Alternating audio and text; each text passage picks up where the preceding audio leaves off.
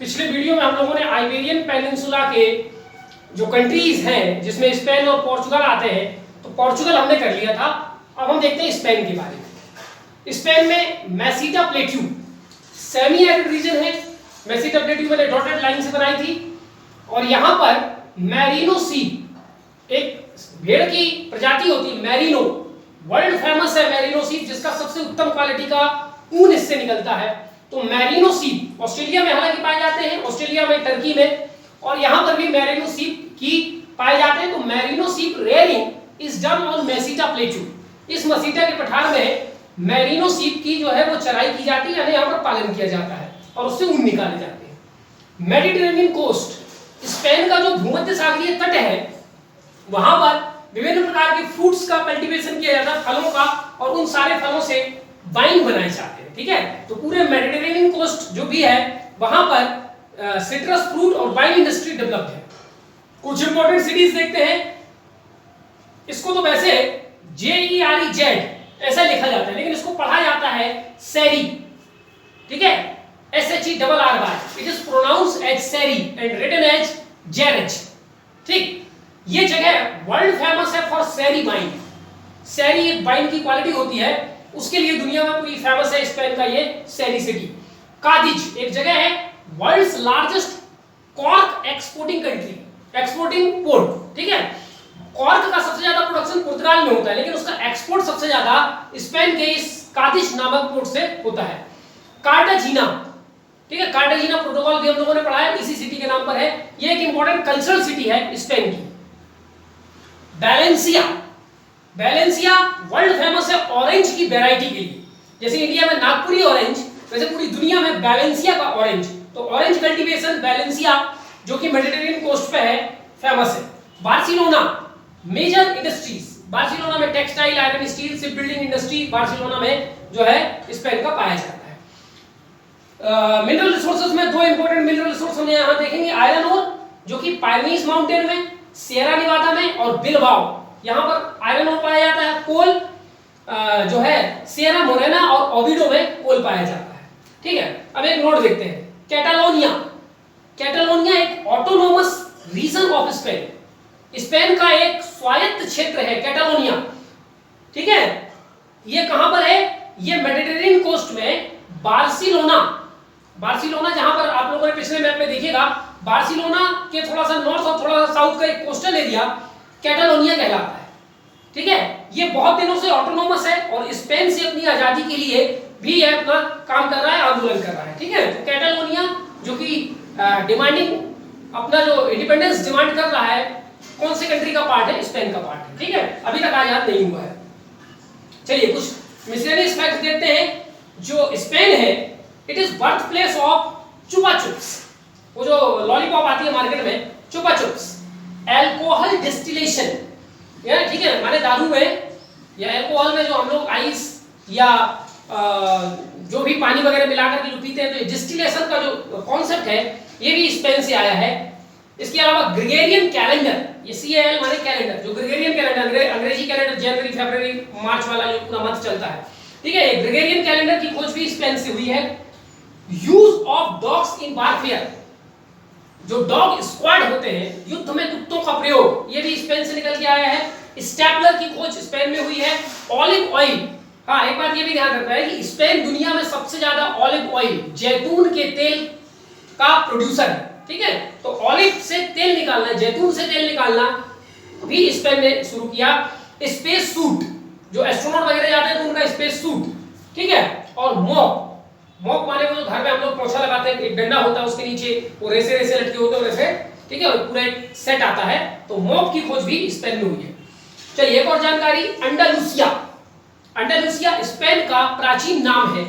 ठीक है, Roman culture जब चलता था, रोमन सिविलाइजेशन, उस समय स्पेन को अंडालुसिया कहा जाता था। ठीक है, चलिए अब ये हो गया स्पेन की बात कंप्लीट। अब हम देखते हैं स्कैंडिनेवियन कंट्रीज। स्कैंडिनेवियन कंट्रीज में 5 देश आते हैं, Iceland, Norway, Sweden, Denmark, Finland. ये 5 देश स्कैंडिनेवियन कंट्रीज कहलाते हैं। वैसे आइसलैंड को टेक्निकली ज्योग्राफिकली शामिल नहीं किया जाता, लेकिन पॉलिटिकली शामिल किया जाता है। ठीक है, क्योंकि आइसलैंड काफी दूर है ये जो पेनिनसुला है उससे। ठीक है, तो हम लोग पॉलिटिकली पांचों देशों को स्कैंडिनेवियन कंट्री कहते हैं, लेकिन ज्योग्राफिकली आइसलैंड को उसमें शामिल नहीं किया। चलिए, तो स्कैंडिनेवियन कंट्री में सबसे पहले हम लोग आइसलैंड देखते हैं।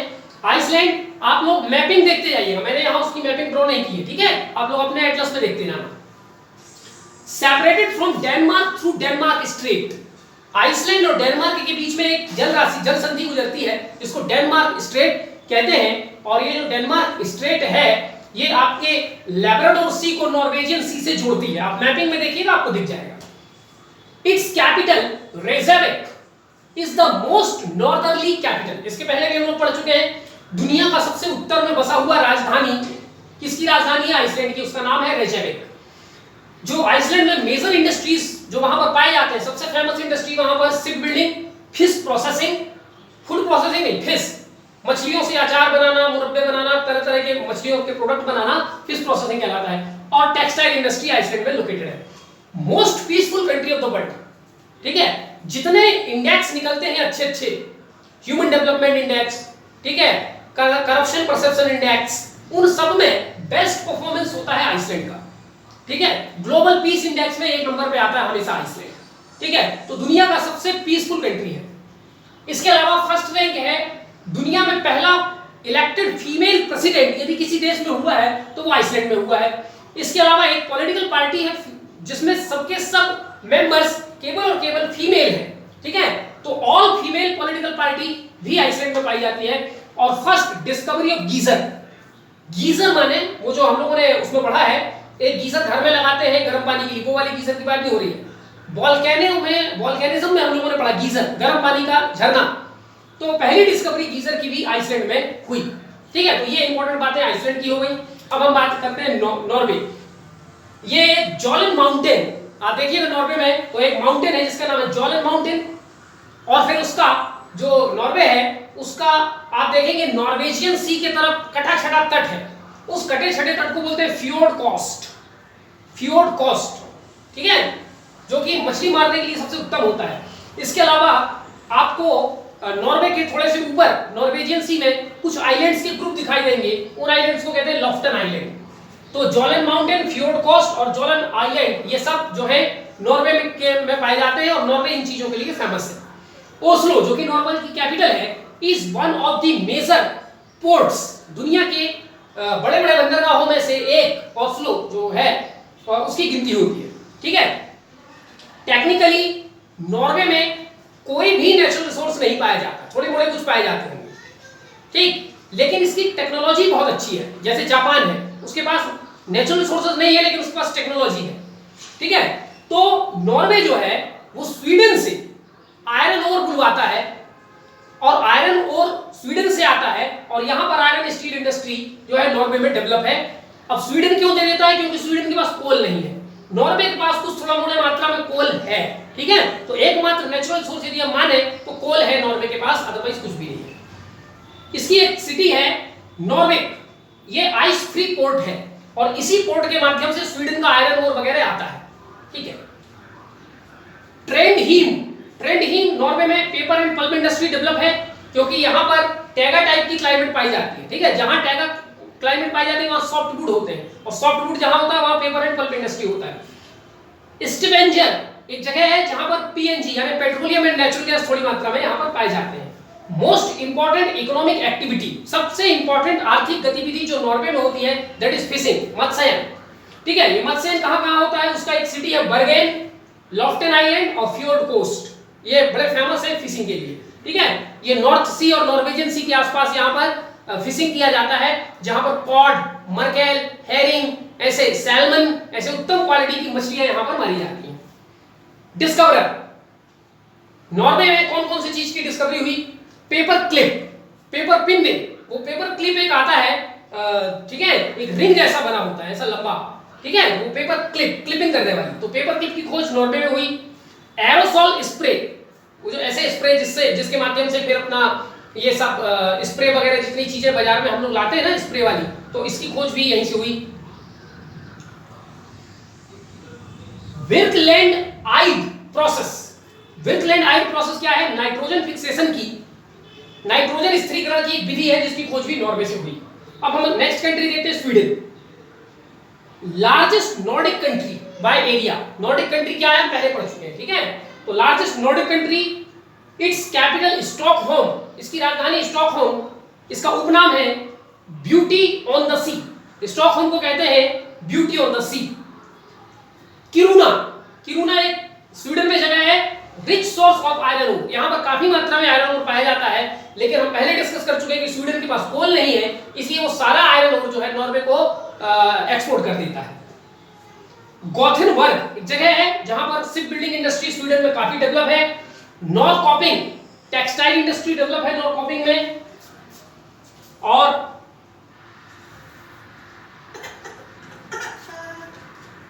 ऑटोमोबाइल ब्रांड वॉल्वो, आप लोगों ने वॉल्वो वगैरह की बस देखी होंगी, ये स्वीडन का है, ठीक है। चलिए स्वीडन के बाद हम लोग यहाँ पर कुछ इंपॉर्टेंट स्वीडिश डिस्कवरी, स्वीडिश माने स्वीडन में जो महत्वपूर्ण डिस्कवरीज हुई हैं उनका लिस्ट देख लीजिए। नंबर 1 पेसमेकर, पेसमेकर को जो हार्ट में लगाया जाता है।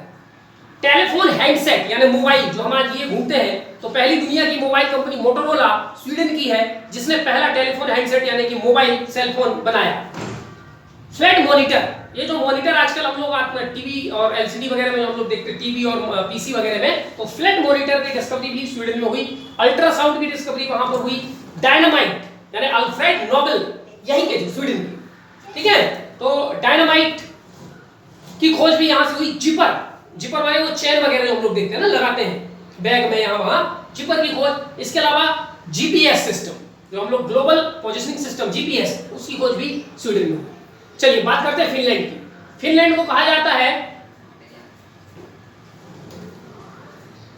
उपनाम है फिनलैंड का लैंड ऑफ 1000 लेक्स और लैंड ऑफ फॉरेस्ट, ठीक है। और उनकी अपनी भाषा में फिनलैंड को कहा जाता है सुओमी। सुओमी का मतलब होता है लेक, ठीक है। तो लेक ऑलरेडी बहुत सारे हैं यहां, इसलिए इसका ये नाम है, ठीक है। कुछ इंपॉर्टेंट लेक आप लोग एटलस में देख लीजिएगा। चलिए इसके अलावा फिनलैंड में बिर्च फॉरेस्ट पाया जाता है, ठीक है, जहां पर मस्क डियर माने कस्तूरी मृग पाए जाते हैं काफी मात्रा में।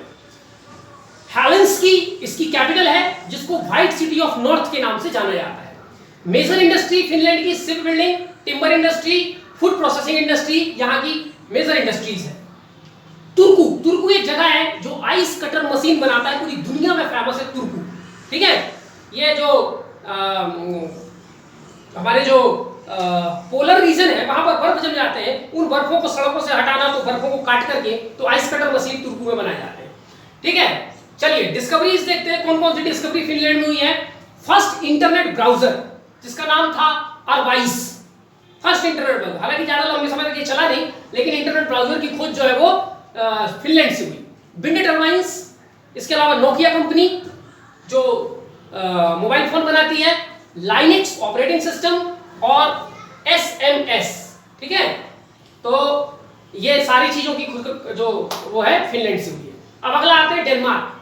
डेनमार्क में कुछ इंपॉर्टेंट कंट्रीज हैं, आइलैंड है, कुछ आइलैंड्स को मिलाकर के बनता है, तो बड़े बड़े कुछ आइलैंड है इसके। ग्रीनलैंड जो कि दुनिया का सबसे बड़ा आइलैंड है, उसके बाद जीलैंड, जूडलैंड, लोलैंड, ये सारे डेनमार्क के आइलैंड्स हैं। आप मैप में देखिएगा, एटलस में देखिएगा, ठीक है, ठीक है। Biggest dairy farming country of the world, दुनिया में सबसे ज्यादा डेयरी फार्मिंग, मिल्क प्रोडक्शन की बात नहीं हो रही, मिल्क प्रोडक्शन में भारत है। डेयरी फार्मिंग माने डेयरी से रिलेटेड सबसे ज्यादा प्रोडक्ट जो है दूध को छोड़ करके, भारत दूध में एक नंबर है, लेकिन उसके अलावा जो प्रोडक्ट बनते हैं, चीज, बटर, ठीक है, तमाम चीजें, उसमें जो है दुनिया की सबसे बड़ा देश है डेनमार्क। इसकी कैपिटल कोपेनहेगन, जिसका उपनाम है the key to the Baltic, Baltic का प्रवेश द्वार, ठीक है। Discovered Google map, Google map की खोज डेनमार्क से हुई, ठीक है। ये smallest country of Scandinavia, Scandinavia में सबसे बड़ा जो देश है वो है स्वीडन, और सबसे जो छोटा देश है वो है डेनमार्क, ठीक। चलिए अब हम देखते हैं, अच्छा इसके अलावा आप लोग मैप में जो स्वीडन, फिनलैंड, डेनमार्क, इसको थोड़ा नॉर्थ से साउथ आप जमा लेना और उनकी कैपिटल को भी जमा लेना, ठीक है। ओस्लो कहाँ है, हेलेंस्की कहाँ है, और ठीक है ये तमाम जो इनकी कैपिटल है एटलस से देख करके आप जमा लीजिएगा, ठीक है। स्टॉकहोम वगैरह देख के जमा लीजिएगा। तो हम लोग कहाँ गए, चलिए कुछ नोट्स के बारे में हम लोग चर्चा करते हैं। एकिस्टुला, एकिस्टुला एक सिटी है स्वीडन का, जिसको सेफील्ड ऑफ स्वीडन कहते हैं। ठीक है, सेफील्ड माने जहां पर कटलरी का काम होता है, चाकू-छुरी बनते हैं, खाने वाले। नॉर्वे को लैंड ऑफ मिडनाइट सन कहते हैं। क्यों कहते हैं, इसके पीछे क्या तर्क है, हम लोग ज्योग्राफी पहले पढ़ चुके हैं। Northern Scandinavia plus Kola peninsula, Atlas में देखिएगा एक कोला पेनिनसुला है रसिया का, और इस नॉर्दर्न स्कैंडिनेविया दोनों को मिलाकर के लैपलैंड कहा जाता है। ठीक है, Lapland. World's largest dairy farming country, दुनिया के सबसे बड़े डेयरी फार्मिंग कंट्री में नंबर 1 डेनमार्क, नंबर 2 नीदरलैंड और नंबर 3 न्यूजीलैंड। ठीक, साउंड स्ट्रेट, साउंड जल संधि separate Sweden to Denmark, Denmark को स्वीडन से अलग करती है। मैप में आप लोग देख लीजिएगा, अगर डेनमार्क को स्वीडन से अलग करती है तो किन दो वाटर बॉडीज को आपस में जोड़ती है, ये आप एटलस में देख करके आपका फर्क है। ठीक है, इसी के दौरान हमारा स्कैंडिनेवियन कंट्रीज खत्म हो गया। कुछ छोटे मोटे कंट्रीज हम लोग और देखेंगे यूरोप में, जैसे हम लोग देखेंगे स्विट्जरलैंड देखेंगे और यूक्रेन देखेंगे। ठीक है, थोड़ा मोड़ा जानकारी नीदरलैंड के बारे में, पोलैंड के बारे में, बेलारूस के बारे में, 2-2 4-4 लाइन की जानकारी हम लोग लेते हुए, ठीक है, और फिर आखिरी में यूरोप से रिलेटेड कुछ महत्वपूर्ण कॉन्सेप्ट्स जैसे यूरोपियन यूनियन क्या है, ठीक है, ये तमाम चीजें हम लोग देखेंगे। और आई थिंक 2-3 वीडियो में हम लोग यूरोप को जो है समाप्त कर देंगे। ठीक है, उसके बाद हम लोग अगला कोई कॉन्टिनेंट उठाएंगे, नॉर्थ अमेरिका वगैरह वो देखेंगे। ठीक है, टिल देन थैंक यू।